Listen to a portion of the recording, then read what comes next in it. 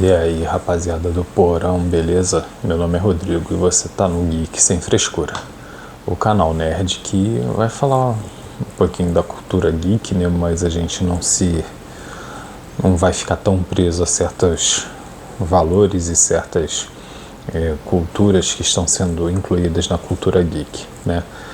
Antigamente o nerd era aquele CDF que não tinha lá seu nível de interação social, era introvertido, tirava notas altas, vivia preso a uma tela jogando videogame, e com o tempo houve uma inclusão, né, da cultura pop, e aí isso formou aí o público geek, né?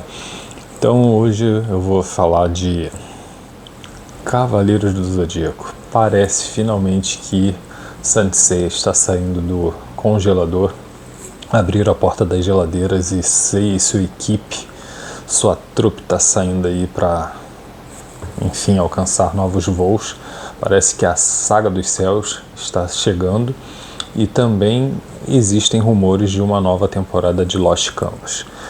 Mas nesse momento, galera, eu vou compartilhar com vocês uma opinião e queria muito que vocês comentassem, é claro. Assiste o vídeo até o final, curte, compartilha. Mas vamos comentar aqui algumas coisas aí, a galera que acompanhou Cavaleiros do Zodíaco quando foi lançado lá na Manchete, né? E também fala quem é o seu favorito. Eu sou ali meio dividido entre Ikki e Shiryu, mas vamos lá. E prefiro a armadura clássica do Shiryu.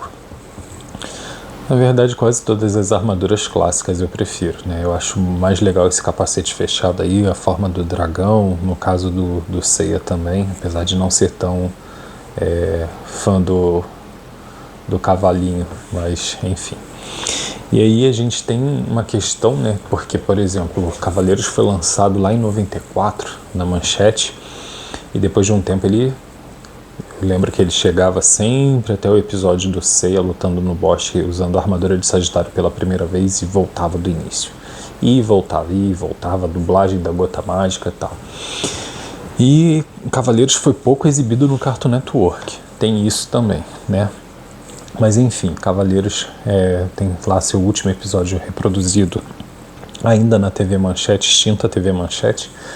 E aí a gente começa a ver uma cultura desses DVDs aí, de você baixar em torrent, baixar em alguns sites aí, e a gente tem Lost Canvas.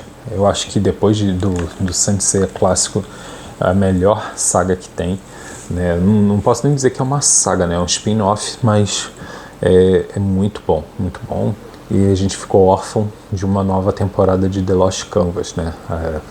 O mangá saiu, mas nunca foi animado, e aí a gente ficava nessa expectativa de que fosse animado. Eu queria muito ver a animação das lutas do Regulus de Leão, né?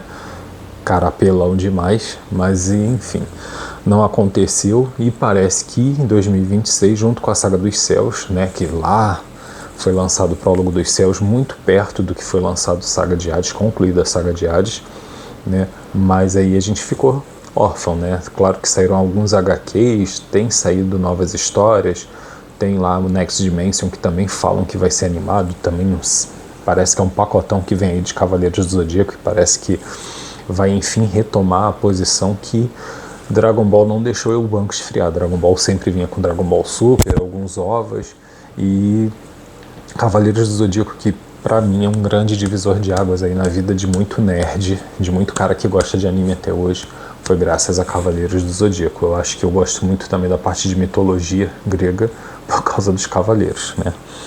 Enfim, e aí a gente só ficou no mangá e algumas coisas não saíram, aí sai muita revista explicando alguns eventos, aí tem Rise of Poseidon que não foi ainda animado, não sabe se vai ser animado, o Time Odyssey criado por um fã na França, não sabe o que vai acontecer daí, qual o desdobramento que vai ter, né? Mas aí eu também queria fazer algumas críticas que saem depois de outros spin-offs, né, dos Cavaleiros.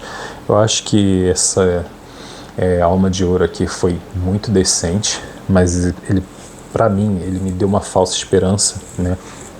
Que eu achei que fosse o indício de que a saga G seria animada, né? Já que o Ayoria tem um grande destaque nesses episódios, são eu não lembro agora a quantidade exata dos episódios, a galera aí me perdoa, né, falha a memória, e eu não venho com o roteiro pronto não, galera, aqui é fã mesmo comentando o que sente, né, e aí é isso, aí a gente tem essa situação aí de, tinha tudo para ser um gancho para saga G e não teve mais nada, né, acabou ali, vamos mostrar também as armaduras sagradas dos Cavaleiros de Ouro banhado com sangue de Atena e tal, a gente vê a redenção de alguns cavaleiros, Máscara da Morte, Afrodite, para dizer que todo mundo ficou bom na coisa toda, né, mas Afrodite e Máscara da Morte são uma dupla aí que em outros filmes eles já mostraram que eles é a galera do mal, então acho que também foi uma tentativa de redenção, essa parte eu não gostei não, né. E aí a gente tem essa grande decepção. Na minha cabeça, eles poderiam ter trabalhado muito bem. Tem alguns episódios quando eles têm a presença dos cavaleiros clássicos aí, todos aparecem, o Sei é muito presente no santuário, o Shiryu que treina o filho, enfim, mas o Ikki ainda usando a armadura dele, porque a armadura dele é aquela história de renascer, então não foi uma armadura que foi alterada como a dos outros cavaleiros, porque essas armaduras ficaram muito estranhas, muito estranhas. O pingentinho ficou muito parecido com aquele animação / computação gráfica que teve filme e tudo da Netflix, que era um pingente lá e abria a armadura, e eu sou muito fã da Caixa de Pandora, aquela entrega do iFood lá com a armadura de ouro dentro, com a armadura de bronze que seja, mas eu sou fã disso aí, não um pingentinho, a coisa Nutella não. E aqui eu não vou nem tecer uma crítica não, foi até uma pegada boa, mas acho que poderia ter um outro viés, porque uma Amazona com a armadura de Pégaso, e aí na minha cabeça isso não dá pra, não estou fazendo para excluir, mas fica muito parecendo essas adaptações onde a gente quer dar lugar à minoria e aí não fica legal.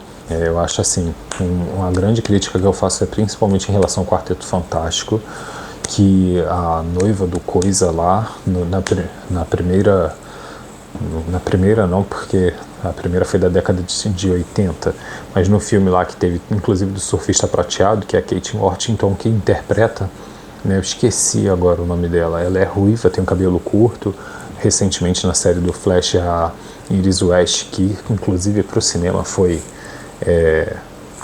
interpretado por uma atriz preta, mas nada contra isso, mas se você quer lançar algo que ainda não tem o imaginário das pessoas, mas fica muito chato essas mudanças pela questão de para dar lugar às minorias. Não, acho que você dá lugar às minorias criando personagens que tenham grande relevância e destaque, como Pantera Negra, como o próprio o John Stewart, o Lanterna Verde, o Simon, que é o último Lanterna Verde, que também é preto, enfim, tem N personagens, o Blade, que você pode dar esse destaque, mas trocar uma pessoa ruiva por uma pessoa preta para dar representatividade em um personagem secundário, para mim não é dar representatividade a ninguém, tá? Galera, esse é o nosso primeiro vídeo, eu espero que vocês acompanhem até o fim, curte, compartilha, e aí no próximo vídeo a gente vai acompanhar os comentários de vocês para que a gente possa ter mais enredo aí. Grande abraço.